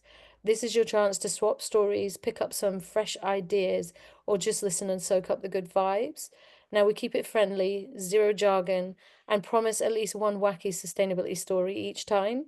And fancy joining us next time? Let me know if you love the details. All right. I think it's definitely a lot of your personality. I'll make it shorter. Okay. Too long. It's very long. I think Okay. I think after the first sentence you had me. Okay. Right literally after the first sentence, hey, every month we run this sustainability Q&A. It's about finding those things. Would you like an invite? Would you like Boom. an invite? Yeah, you don't need all the rest. The rest Okay. is if when they connect, but you go into the right, the angle is the right angle. Like it. Awesome. You can see people like nodding. It's like, oh, this is nice. This is good. Something a bit different. And then I saw people's eyes, like Yeah. myself was like, okay, how long is this going thing? So be shorter. Message is good though. Well done. Okay, cool. Thank you. All right, great job. Who wants to go next? Right, Gary, you're up. Hi, Simone. Thanks for taking a second to take a quick look at this. I wanted to let you know that I'm holding a free virtual practitioner roundtable on shifting donors from transaction to co-creation.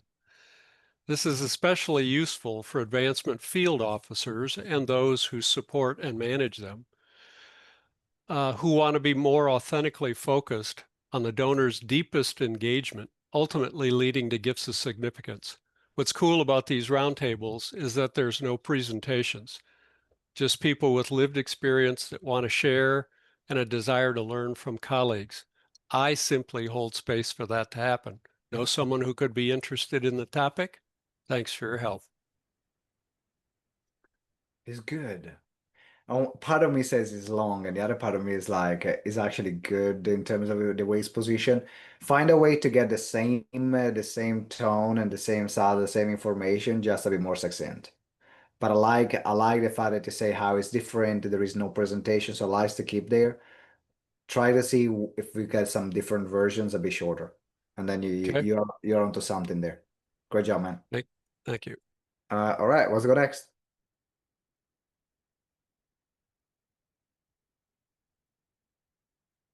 Could be also questions, Paz. Could be questions and shares. So I'm going with Paula, and then Paz, you're next.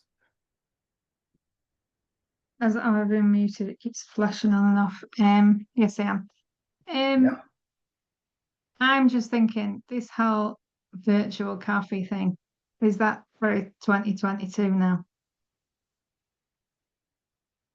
It depends on the rest of the message, really, because there is always a reason to talk if you give me the reason, right? I can jump on this virtual coffee, but what's the reason why I should jump on the virtual coffee? I mean, that might be maybe for further down the line, because I think what's been brought up already, I mean, Eddie's got some great stuff going on, and what Sean and Gary have just said there, like say maybe inviting them to not an event, because I mean an event's an event, but maybe it's just something like, hey, you know, I share content for, you know, lawyers like you specifically, so I'm happy for you to, I don't know. I don't know really, I'm just making it So up now. what did you do in the You know, breakout just room? something What like, did you hey, come you up know, with in the breakout room? What did well, you we do were for the past half discussing, an like I hour? say, we were discussing whether a virtual coffee or not was, because I've used that one before, and yes, it did convert, but back in a time when I think people were doing that, and I'm not sure people are willing to jump straight into things like that anymore. But we spoke about Eddie's got a LinkedIn group, so he's actually building a LinkedIn group, which is a really easy kind of way to, you know, say, hey, you know, I've got this LinkedIn group. That's a great one. Join it. You know, I think it's a really good one, because it's a really soft kind of easy way for them to join. And then we got talking about the fact Paula, that he's going to do an AMA like Sean. Yeah, I And would if say it- not overthink it for yourself. Start with, because the great thing about the cold outreach is that you have literally millions of people that you can contact, right? So when you're doing this kind of things, it's less about overthinking it. It's more testing an angle. Do you think that you have the virtual coffee? Test it out. All right. You will have another pool of 5,000, other 5,000 people to pick, another 10,000 people to pick, another, like the sky's the limit. And so going to with the testing mindset, it worked before, try it again. That's what you have right now. So at least you get something going, and then you can decide. You can create another campaign to adjust. But that's what I would go with you. Yeah. Yeah, just test really. Yeah. I Yeah, mean, exactly. Test, does because that need a separate campaign, or to just change the message on that campaign, or would it need a separate I campaign would then? then test it every time I change message. So if it is a tweak on the So you message, can we'll change tweak the it on the message campaign. Yeah, you can in it. you can tweak the message on the campaign. So for example, let's say that the campaign is not working and you want to test something different within that same pool of people without changing the targeting, you can update the message there. Once the pool of people is finished, I'll start a new campaign. Yeah. All right. Okay. Well, it won't, because it's so wide. It won't ever have got through everybody. Because didn't All right. put a location on it. And then I'm wondering whether I should really. You go with the virtual coffee. Start with that. I'll try. All right. Cool. Thank you, Paula. Paz. Let me do my share first. Yeah. So it would be, hey Simone, I host a free 4-week program, Awakening the Soul, and live sessions for spiritually curious individuals. Is that something that sparks your interest? Could be. That's good. My initial reaction is that 4 weeks, if I don't know you, sounds like a bit too much of a commitment, Mm-hmm. right? Okay. So that's my first, but it's worth testing because some Mhm. people they say, "Oh, that's interesting. Tell me more." So Mhm. I will not write it off. I will test it and then see what reaction you get. That's just been my first one. But if I think about if I received that from before and your profile and your LinkedIn profile aligns to that, maybe I'll give it a go. So Okay. worth testing. This is my first question. My Mhm. LinkedIn profile is a software engineering professional profile. Yeah, if you want to use this strategy, your LinkedIn profile needs to match what you are selling, what you're mentioning, right? So that's the most important thing, that your LinkedIn Okay. profile needs to be aligned to use this strategy, to what you're doing. Because, imagine that if I send you a message and I say, hey, Paz, I'm an health expert, and then my profile is a plumber. Yeah, What do you think? I get what you're saying. I do get what, and this was why I had the question. Yeah. So this strategy will only work if the parts are aligned. Like I know you're focusing on TikTok, so that's a completely different platform in this case. So that's fine. Like your LinkedIn profile can be software engineer and your TikTok can be different. Yeah. But if you want to use this outreach in particular, it needs to be aligned. Okay. All right. My second question very quickly is how do I exclude a company? Exclude a company.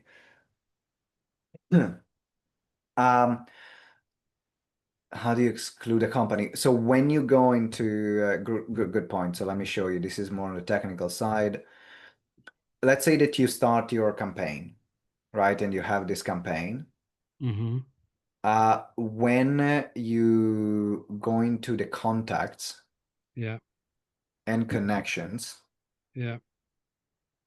then you can filter for two things. One is the campaign. So Mm-hmm. once the campaign is active, so you cannot exclude this before the campaign is active. Yeah. But let's say you want to exclude your company, you can go search for a campaign, and I Yeah. found that this campaign. Yeah. And then I'm going to company. You search for the company. Yeah. And when it's going to load up, I'll show you. So let's say that I'm finding these people. I'm going to search. Now you have this. Mm-hmm. So of course, if you select the company, then it will give you the people that are in this campaign from that company. Right. What you're doing, you can see this toggle here. Yeah. You make it red. That means that these people, they will be excluded from any future campaigns. That's how you exclude people. Okay. Yeah. And you have to do it by person, not by company then in this way. Yeah, but Yeah. because it's contacting a LinkedIn profile, right? Yeah. But what you're doing, you're excluding, you're then starting the campaign, you're finding, okay, who is part of this campaign that is also part of this company? Yeah. You will not have thousands of people, so then you can I exclude. actually have 1,000 people. Okay, that are part of the campaign, that are second connection. It could be. It could be.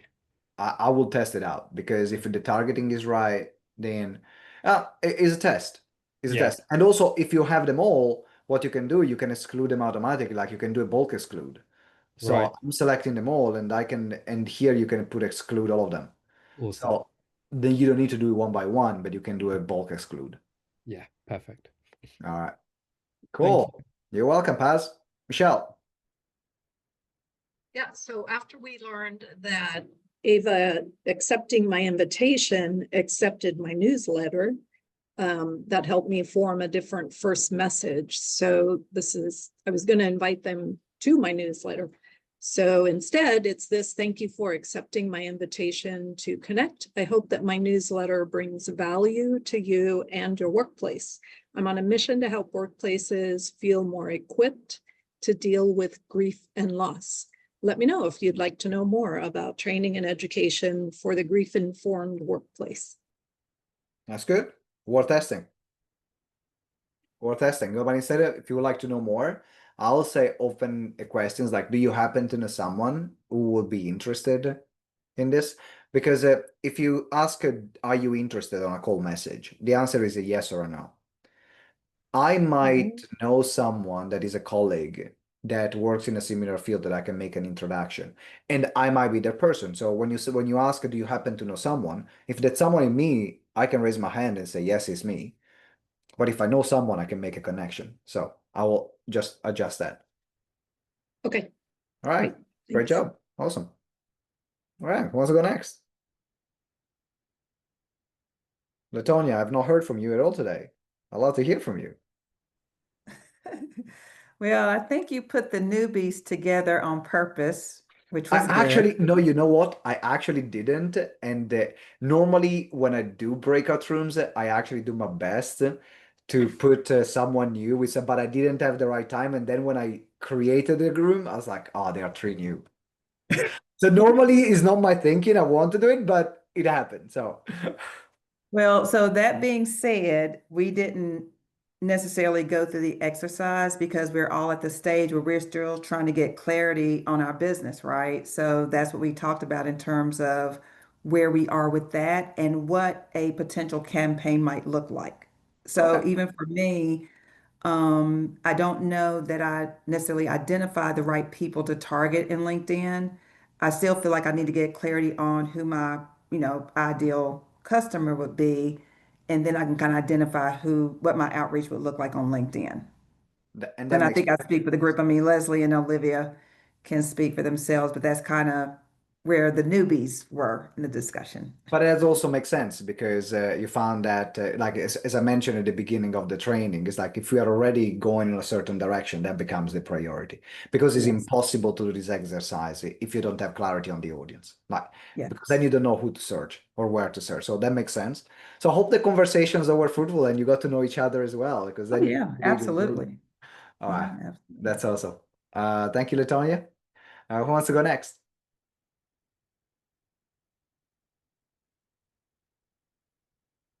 All right, Joanna, thank you for volunteering.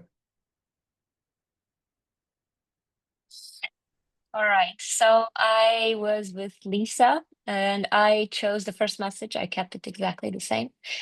And the other message, I was just testing it through my custom GPT, which has my voice embedded in it to see if it sounds like me or because I'm super tired. Anyways, and what I wanted to do was to promote some free resources. I don't yet have a newsletter, and I was thinking I would love to grow a list like we spoke last week. You remember? So I'm not sure how to do that. I can create resources pretty quickly, like some freebies and all that. And this is what I wrote. I pretty much kept the format of the message I had from you. Hi, Simone, thank you for connecting. I'd love to hear what you're currently up to. As for myself, I'm on a mission to help purpose-driven founders communicate in ways that feel authentic to them so they can reach a broader audience. Over the years, I worked with both values-led entrepreneurs and NGO founders to build and strengthen their brands, and I know how valuable the right strategies can be. So I've put together some free resources and training designed to help you audit and fine-tune your branding, and I'd love to share them with you. Let me know if you'd like me to send over something relevant. Either way, I appreciate your time and wish you all the best with what you're working on right now. Kind regards from Bucharest, Ivana. That's good. I like it. I like it. Long, I will test short? it. Yeah, I will test a shorter version as well. So I'll have this version and then I will test also shorter version as well. Because this is really interesting. Shorter sometimes means you get more responses. But for example, the message that I send that works the most for me is actually pretty long. And that's where testing will give you that's where testing is really important because sometimes we can make like assumptions on this is the best message that works and the best message is shorter, and also when you read something is different from when you hear something. So a written message even longer looks shorter, sounds shorter than if it's written by voice, just because of the speed in which someone's read, which is also why I like to have a longer or shorter message. But for example, like this one that I sent, like this is my message. This one, So something similar in length. right? That's but that's the one that has performed the best. It's also formatted well, so you have like one sentence per row in space. It's easier to read. That's a very good point. Exactly. So I wanted to make it easier to read. So it's one sentence space, one sentence space, one sentence space. Is not a block of text altogether. Yeah. For how long should we test it? It's like a month, enough, less, more? I'll let it run for at least, I want to at least have it's less about the length, but it's more about how many contacts go through that. So I want to test it at least with at least 300. Because if I test it with 300 and leave it for a good, like, let's say 2 weeks minimum, I have a certain idea. If I test it with 10 or 50, it's not enough. So that's why I like to have a test of about 300 and then I can move. Okay. It's also summer in Europe and people don't really work. So That's a very good point. That's a very good point. But also, you're targeting entrepreneurs or smaller businesses, though, Joanna. Yeah, So we never stop. we never stop. We never stop. So, if you're targeting employees of companies, yes, that makes sense. But when you're targeting small business owners that they make their own decisions, they'll check their LinkedIn when they. And then if I can have one last question, I don't Sure. want to take everyone's time. If I also work with NGOs with budgets, yeah, I'm not talking about pro bono work. Do I dilute the message if I say entrepreneurs and NGOs? Should I shorten it and just keep it super targeted? I will separate two campaigns. One I want with entrepreneur and the other one is to be NGOs. Because the message, the targeting is different. What an NGO and entrepreneur they're looking for is different. The starting point on the conversation is different.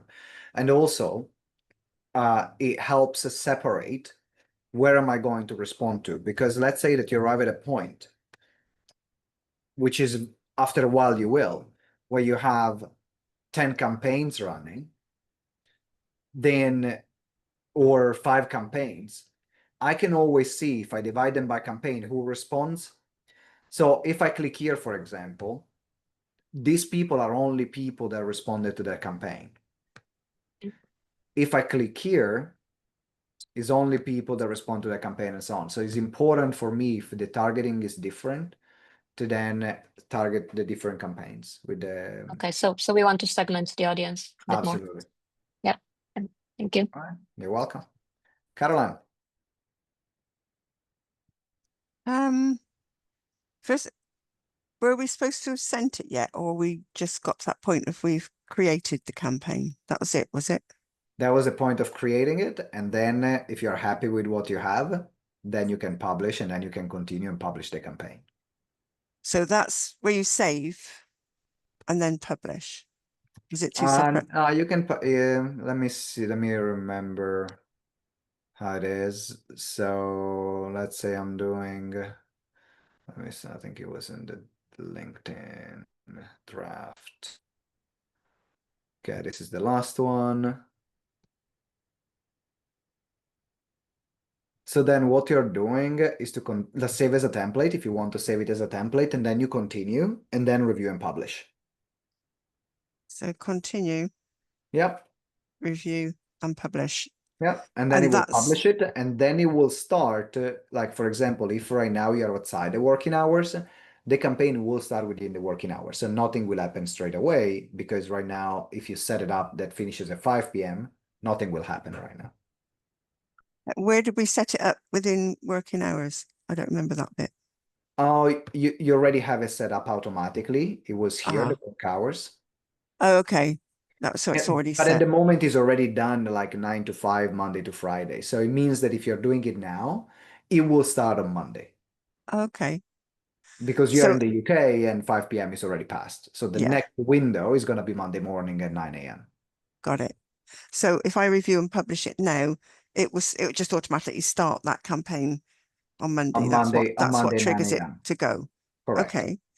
And then it drips so many per day according to the limit. To the limit. And until it's got through the whole selection. Is that what I've got right? Okay. Exactly. And you will see, for example, when you're going into your in the campaign in the dashboard, you can see for the campaign what's the progress of the campaign. So you can see how many people has been, what are the different steps, and also what has been the progress. So then you can see how many are missing. Okay. So in the dashboard, you can see the progress of the campaign. So if I was to target where you said separate out messages, because I've done authors and I think something else, but I could separate and select for entrepreneurs, do something else for coaches, something else for Bang. writers or what, so it's a different, okay, got it. So when you publish a campaign, part of the publishing process is also to add the name of the campaign. That's going to be part of when you go through the steps and you go into review and publish, it will ask you to name the campaign.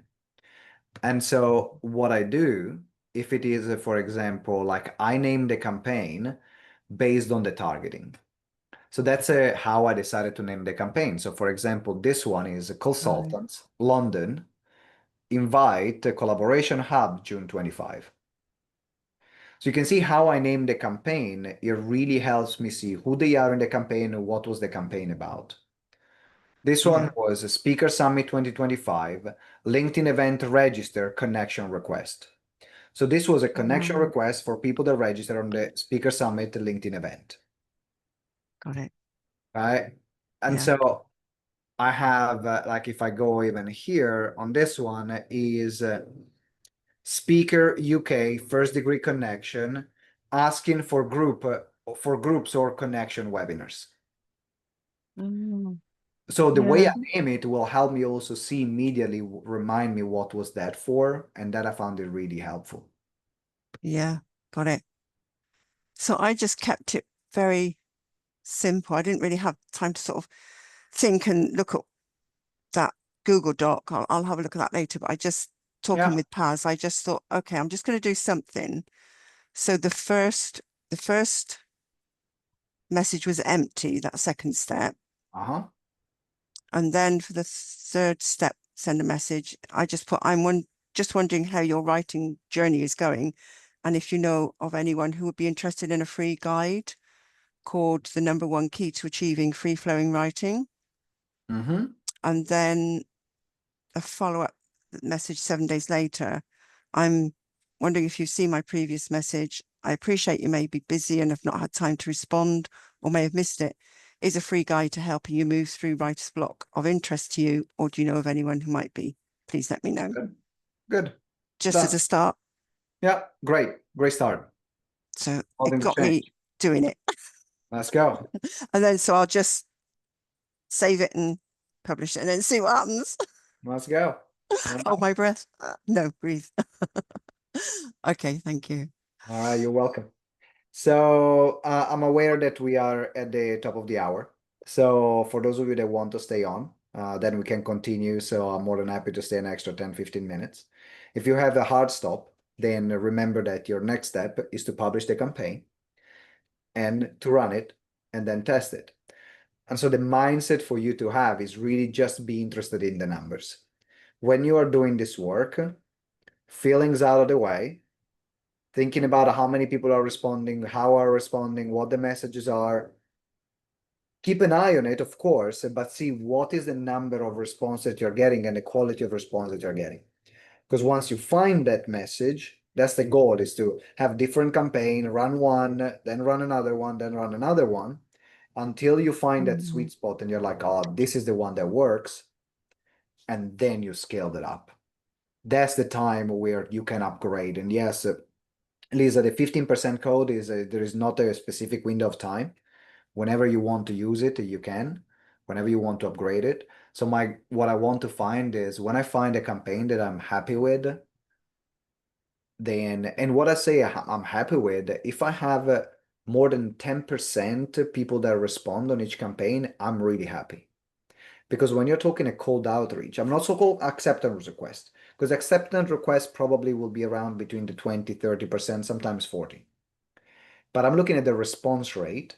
If it is more than 10%, good. Because it means 1 person out of 10 that doesn't know me is actually willing to engage with me. Anything over 10%, you go to 20%, great. 30%, oh my God. 40%, unicorn and above. So if you get a 40% response on a certain campaign on people that don't know you, that's a keeper. Then I'll put money on Sales Navigator, I'll put money on the upgrade, and I'm gonna run it as long as I go until it works. Yeah. All right. So if anyone needs to leave, thank you for being in the training. If you want to stay and keep going, I'm here. So I'm gonna move on with Leslie. So although I won't be running like a campaign now, because like Latanya said, we're not really sure what to do to go about that. But I do want to connect with other people in like the neurodiversity, advocacy, inclusion space. So could I just run this campaign just to make connections and put out a message that said, hey, I noticed we have some people in common. I looked at your profile. I'd love to connect because we have that shared interest in neurodiversity and inclusion. Because then I figure going forward, when I do figure out how to run a campaign, those people that accept my request, they will have connections and followers and things that I can then send that to. Yeah, I love it. I love it. Is that okay? Yes, anything that you can do manually, you can do that in an automated way, right? So sometimes I will look for create campaigns for partnerships. For example, I will say, hey, I know I see you're running in a LinkedIn agency. I'm a webinar expert. Would you like to see how we can partner? Right. So you can really like use it to build your network, to build your connections, to build the potential people that people in the space. So just remember that the first message on the connection, if you don't have a paid account, just keep it blank on the first connection request, right? So that becomes a second message after they accept, because otherwise your limit is ridiculous. As Eddie said, is like 10 a month. So that campaign will take ages to get any traction. And it's limited, I think, to only like 100 characters, which is really nothing if you're. Yeah, exactly. So just put a without, and then because if someone sees that you're in the neurodiverse space anyway, they can read your profile when they look. It's like, oh, okay, let's connect. Okay. Okay, thanks. All right. Awesome. You're welcome. Michelle, back to you. I just have a question about what kind of tags might I add to just this first reach out? So when I put a tag, a reach out, tags for me are I use them to see who has taken a certain action. So for example, if the tag is on the second message, right? They accepted a connection request and now they've seen the message, but they've not responded yet, right? But they've seen that message. The action for me, the first tag is invited to connect, invited to speak, invited to this event, because that's the action, right? So I can see everyone that received that message. So the tag is basically, what is the nature of the message? What are you trying to achieve?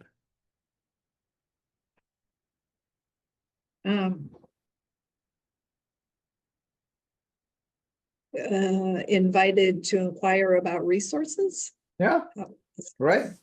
Inquired about research, like, yeah, invited to check resources. Okay. And then everyone that responds, what I do then, I manually apply a tag. So everyone that responds, I respond interested in resources. If someone says, yes, I'm interested. Because then I can filter for everyone that has been interested. But that happens only manually after I respond.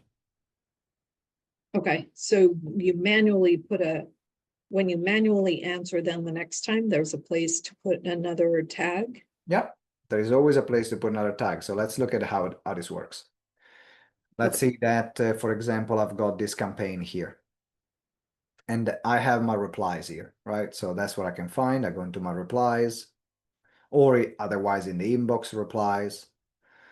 What this does is I can message people here. You can see that I have direct reply. So what happens, I can actually have a conversation with someone without going on LinkedIn. And that's even if you have an assistant that takes it over, you don't even need to give them access to your LinkedIn account to do things. Like they can manage everything from the software. And let's say that this person, as part of the campaign, said that he's interested and I'd love to attend. So I'm clicking here You can see their name is clickable. And I can add tags here. Okay. Right? Or I can write a note.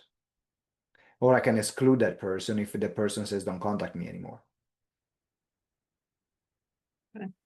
Right? And so that's how you do it. So I'm here, and if you're looking, you can send an attachment, and also you can save templates. There are ways to save templates, like if you have the same responses over and over again. Now I have a template library that I can create, and I can say, okay, this is now the template, and I can send it or modify it. So it really helps when you're having a lot of messages, same conversation, because a lot of the time that the questions are the same. It's really a copy and paste work responding. And when you find that the response that you know you're giving over time, then it's worth saving it as a template. Okay. All right. Thank you. All right, you're welcome. Before I go back to you, Gary, I'd love to hear from Iva and Eddie, because I haven't heard from you yet. So I'd love to hear from Iva, then Eddie, and then back to you, Gary. Hi, Simone. Hello. So I created actually a sequence with a free micro offer that I offer already straight away, a free mini LinkedIn profile review, and without any obligation, just if you want me to give you a quick tip, say yes.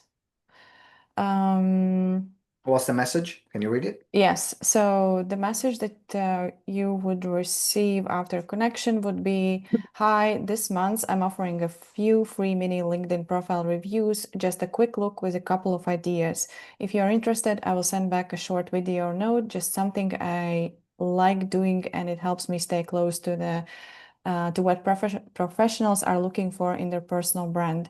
Just reply yes, and I will take it from there. Have a great week. Part of me says it's too direct, because if I don't know you, why should I ask you to review my LinkedIn profile? Yeah. But another part of me says test it, because people are on LinkedIn. And so there are different, what you're offering is very relevant to the platform. And so you might actually get an uptake. So I will test it and then see what the response is. And if you get more than 10% people saying yes, then keep it. Okay, So all run right. it for 200-300 people at least, minimum. If you get a 10% saying yes, then keep it. If not, then we can work on something else. All right? Thank you. Yes. Cool. You're welcome. Eddie, what's yours? Yeah, so quick question. So on the sequence of messaging, do you have a tag only for step 3, or do you also have a tag for step 4 if you have a fourth step? No, only for step 3. Because if for step 4 is more like a follow-up message, like, hey, are you responding? So if they don't respond, then I just ignore them. Like, it's not part, I don't need to tag them. But Okay. if they respond, then I apply another tag manually saying that they're interested. Or I exclude them if they're not interested from future campaigns. Okay. Okay. All right. So let me share so ironically, about a year or so ago, I used ChatGPT to create a LinkedIn prospect messaging for a campaign, and I never did get around to it. So it just so happened that document was sitting literally on my desk. And it has several different messages. So based off of what you provided and what I had already kind of created in ChatGPT over a year ago, this is kind of the direction I'm going. So as a career transition strategist, helping people with the transition, my group of people is people with open to work on their profile. Pretty easy. So this is what I got here. I'm kind of putting things, piecemealing things together. But thanks for connecting. I know how challenging career transitions can be. As a career transition strategist, I've helped many professionals like you overcome obstacles and find new opportunities that align with their passions and strengths. And then it goes on to say, I put together a private LinkedIn group called Navigating Career Transitions, designed to help professionals like you. And I'd love to share this group with you. Please let me know if you would like more, if you would like for me to provide the link. I'm just kind of doing some That's things. good. That's good. Okay. Good test. Cool. More All test. right. I like it. I like it. We'll test. Cool beans. Test and see. See. Awesome. I'm hopping off and I'll catch you guys. All right. See you, Adi. Ciao. All right, Gary, back to you. Simone, out of the templates that you gave us, I selected, I want to promote a training or webinar or LinkedIn event. And I wrote that up. And after I read it to you and you said too long, I went to Claude, narrowed it down, got that. It's good. What I'm thinking is that it's still premature. What you know is that I have to get connected to people. So it feels like I have to take a really long view of all of this stuff. That I've got to first, to these second level connections, I've got to first establish a direct connection and then see if there can be a simple collegial exchange. And if we're connected, they're going to see my announcements about a roundtable or a masterclass on LinkedIn anyway. Yes and no. Yes and no. But okay, all right, I get that. I'm sorry to cut you off. So if that's the case, wouldn't the outreach directly related to the roundtable topic be something that follows getting connected and having a simple exchange instead of it being the first outreach to them, to somebody I don't know? Yeah, it depends.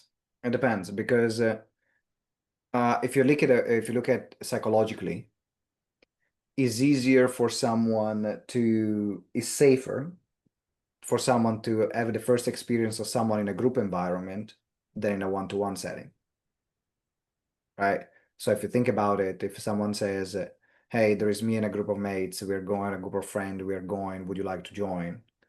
It's different from someone that you don't know and say, hey, it's just me and you, let's go. Right? For me to just spend time with you, I need to want to spend time with you already. So often actually inviting someone to a group setting first is a safer yes, because there is less social pressure. And often it's easier to get someone to attend something that is group setting compared to someone that is one-to-one if they are cold. So that's why is an approach worth testing though, because also what you say makes sense, right? And it's not one or the other. Some people will prefer one option, some people will prefer another option. So I think that there are two different campaigns to test. Okay. I will start with a round table though. Based on what I know, I will start with a round table. Because if I do the free version to start, I can only do one campaign, right? Yeah, one campaign at a time. So that would make sense to start with the and also roundtable. at the beginning, until your account is warmed up, if you don't have the paid version of LinkedIn, I will not recommend to have multiple campaigns running at the same time anyway, because what happens is that you still have a limit. So what's going to happen is that it's going to take so long for both campaigns to go ahead if they are parallel, if your limits are not high. So normally I will have maximum 2 campaign runnings, but only if I have a limit of 100 messages a day. My LinkedIn account is much warmer and so on, because now 50 messages on the campaign, 50 messages on the other, they will go forward. But if I have to go 5 messages on one and 5 messages on other, your test will take so long. So I'd rather have one campaign, test it, debrief, run the next campaign. Yeah, I've got LinkedIn Premium, so I don't have that. All right, that's great. That's great. If you have LinkedIn Same. Premium, that's awesome. Yeah. Okay, lots of thinking to do, and I got to apply this. We're over time. Thanks for hanging in there with us. Appreciate this. This is valuable, and I'll be back with questions. I know you will. I'll be back with answers. Hot Bye, dog. Gary. Thanks. Bye. All right. Olivia, I'm wrapping up. Thanks for popping in as well. I appreciate it. I'm on holiday, Simone. I know you are. So I'm not even expecting you to be here, but I appreciated you coming. I know, but I just said I couldn't help it because I think it was 2 days ago. I was like, oh no, Simone's got an implementation day, and I said I was trying to get my laptop fired up since I arrived, and I just cannot get access to it. So I just said, what, as long as that's your sign that you just gotta chill. I know. I think that's exactly what it is. That's your sign. It's like, hey, I want to work. No, you can't work. I'm trying, but I just said, even if I listen, so I said, what I'm going to do, I'm going to go back and listen in on your links from when I first did the